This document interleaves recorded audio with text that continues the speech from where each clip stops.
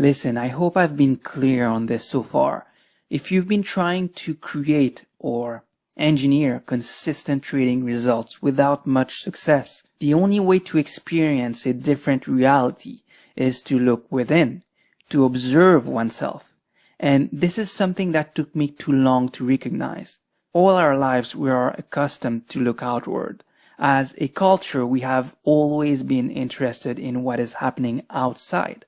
Okay, and it's the reason why we traders are so obsessed with no-fail holy grail trading systems, even when none exist. We are rarely, if ever, trying to examine ourselves, our own mental and physical structure, our own actions. So we remain unknown to ourselves, and this ignorance has harmful consequences because without knowing from experience what drives our behavior, we remain slaves of forces within ourselves, and this creates our results in the markets. The inability to let a winner run or to cut a loss, for instance, is a compulsive trading habit resulting from or relating to an irresistible urge to do something, especially one that is against one's conscious wishes. And why? Well, most of the time it's due to an inability to subdue discomforts, as we'll start to explore in the third section of the course. I mean, you know you have to cut your losses and let your winners run, but you can't do it, right? And why can't you do it? It's because doing those things are uncomfortable. So there's both craving and aversion happening. You are craving certainty, maybe money or being right, social recognition, or whatever it is, and you are averting losses, possibly pain, failure. But at the same time, you know you should stick to your plan. And all of this creates conflicts in your mind, and so discomforts naturally arise. At the same time as one wants to do what one knows what one should do, there is also a feeling that one shouldn't do it. Okay? And in that case, one can feel self-judgments, shame, but these can fuel more craving and aversion. It's because this craving and aversion is wrapped up into our very identity that we act out, and then we feel bad about ourselves. As we experience negative feelings and thoughts, we medicate those by going back to acting on either craving and aversion. This is a vicious cycle, my friends, and in some ways we can never really build a durable and successful trading career without working on relaxing this mechanism. So we have to target the natural craving and aversion mechanism, or else the problem continues. I could go on and on about this, about how this clinging and averting mechanism makes sense scientifically in terms of neurology, but also in terms of how it's just a basic survival mechanism, right?